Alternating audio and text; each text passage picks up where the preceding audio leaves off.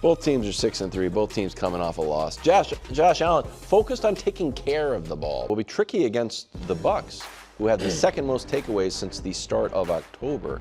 Is anyone guaranteeing a bounce-back game for the Bills? I switched it. Wait, that's not the question. I switched it. Guaranteed. No, you just No, I'm not. I might go the other way on turnovers. What? And here's what I mean. Pro turnovers. I'm not pro turnovers, but I do think. So there's an interesting Bills stat right now that I just read, because I follow a bunch of Bills accounts on Twitter, or the algorithm sends them to me because they talk so mean to me, so they think I want to see it.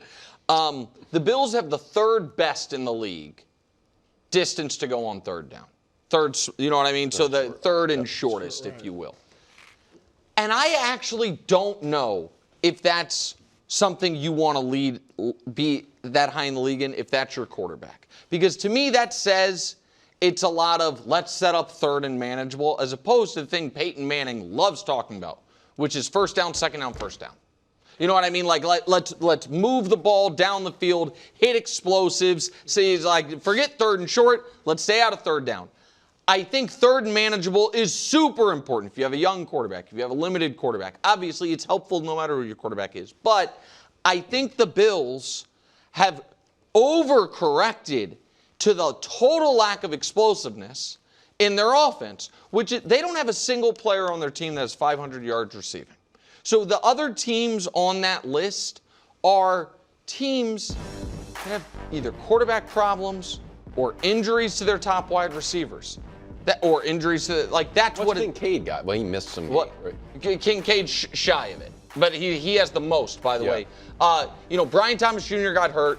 Debo and McLaurin's dealt with injuries. The Packers, Tucker Kraft got hurt. Yep. And the other teams are just... The Bills, even if they don't have a ton, like a super explosive number one receiver, they should have a more explosive offense. That should have been Keon. Well, yeah, it was supposed to be, but he hasn't developed into that. Yeah. But I just, Coach, feel like they have the handcuffs a little too tight on, in my opinion, the second best, in everyone's opinion, a top three quarterback in the league. Yeah, I've never heard anybody argue against being really good at third and manageable. Well, that's a first for me. But I understand what you're saying. And for the Bills, I don't know if this is a bounce back game because I don't know how really good they are. And I get that they beat the 5-4 Kansas City Chiefs, which is the ultimate accomplishment it's their that Super you can Bowl. have. It is in midseason, but they really haven't beaten anybody else of note. They don't have kind of that other signature win, and then you follow that up with the huge letdown in Miami. So there's still a question of how good are they, and the injury situation is problematic. And I do agree with you, Nick. I think this is going to go the other way. I imagine that he's going to turn more into the Superman that we've seen in the past, and that's going to come with bigger plays, but it's going to come with more turnovers. Yeah. And last year, that formula worked really well for him.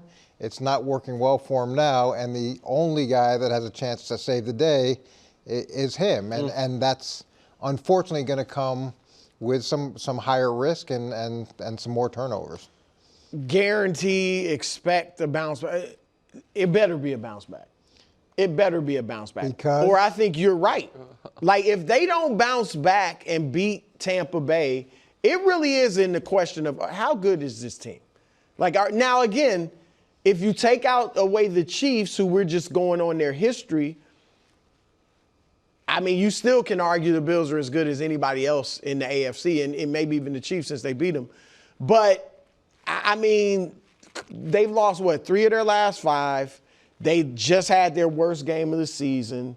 Josh didn't have, he hasn't been spectacular this year. All of these factors. They have more double-digit losses in the last month than they had in the previous 4 years. Yeah, so all of these factors, and you don't come out and play. Like, you're playing a good team, too, so you're not taking them lightly. Well, they're good. They're a good You haven't said the word yet. Finally.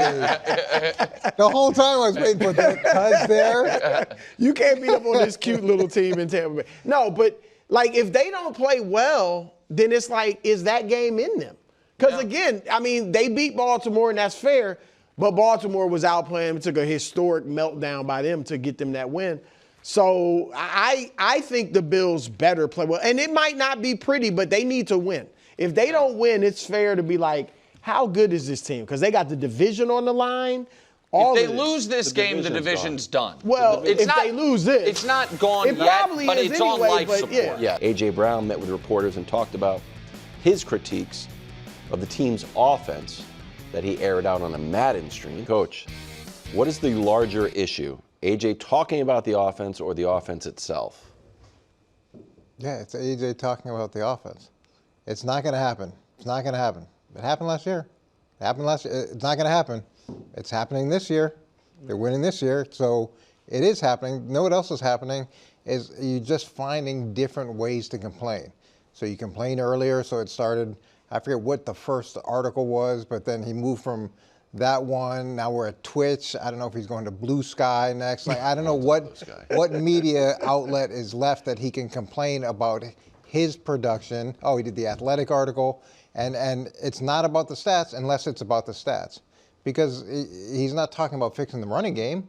I didn't hear him say the running game was broken, and that hasn't been very effective. So is it really about the offense? Wild statement. Well, I'm just saying if that's a great point. If you're trying to make it about the offense, the running game hasn't been anywhere near as effective as it used to be, and that. I think that's still part. But that would have been worse if he would have been like, man, our running game sucks. But it does go along with his he's trying to say it's not about me. It's we've got to fix these problems if we're going to make a deep run into the playoffs and win the Super Bowl. And that would have a lot more merit if he was looking at it holistically, which he's not. And then if you look at Jalen Hurts' numbers, because I thought, okay, maybe Jalen's playing a lot differently than he played last year. But he's better in every category in 2025 than he was in 2024. So that's been consistent. The running game hasn't been as good as it was. But the reoccurring issue and the reoccurring problem that comes up is him. And him talking about it. And it's not going to go. It's just going to keep getting worse. So here's my question: Can both be totally true? A.J. Brown is going about this the wrong way. A.J. Brown is, it's a headache. Nick Sirianni got sick of it yesterday and was like, I'm about done answering questions about this, guys. Jalen is running out of home goods quotes to give on this topic, and they're 7-2 in the defending champs. That can all be true. What's also true is the most expensive offense in the history of pro football that is, for all intents and purposes, fully healthy, leading the league in 3-and-outs, which we can show you they do alongside offenses with either no quarterback or young quarterbacks, and being 4th in the league in drives that end in a punt, again, alongside teams, all of which have super young quarterbacks, is inexplicable. And then when you say, well, what could the reason be for it? Well, we have an all-pro receiver who's not in the top 40 of anything. That those three graphics themselves are a problem, Coach, and it makes you concerned. Totally fair, but what about the running game? I agree. So that's again where my issue is. He's not saying this because he really wants to get it fixed. He's saying this because he wants his part to be better. No, look, I agree with Nick in that, the offense, and I think you're saying this too, Coach. There are problems with the offense. But I side with Coach in that I think AJ's comments are worse because the offense, I feel like, is fixable. I mean, 38 points against the Giants, 28 against the Vikings, 31 against the Buccaneers, 33 against the Rams. And then what they did last year, they've shown, and Jalen occasionally will go out and light a game up when people are doubting him. So the offense, I think, is fixable. What is not fixable is AJ's joy or whatever, making he's not going to be happy. Last year, when he first made those comments about the passing game, I think they were 11-2 because that was right before the Steelers game. Yes. They were 11-2. He's not happy. They win the Super Bowl. He tweets, I thought I'd feel more, joy, whatever, better about this. I want to cook individually and all that. Now they're 7-2. He's not happy. He had 2 touchdowns, 140 yards receiving in a win a few weeks ago. He tweets, using me, but like, there's nothing they can do, including winning the Super Bowl, that's going to make him happy. And I don't even know. I mean, I guess if he got 10 catches for 150 yards one game, that would make him happy. But so I just think the offense is fixable. AJ's comments and mentality are not.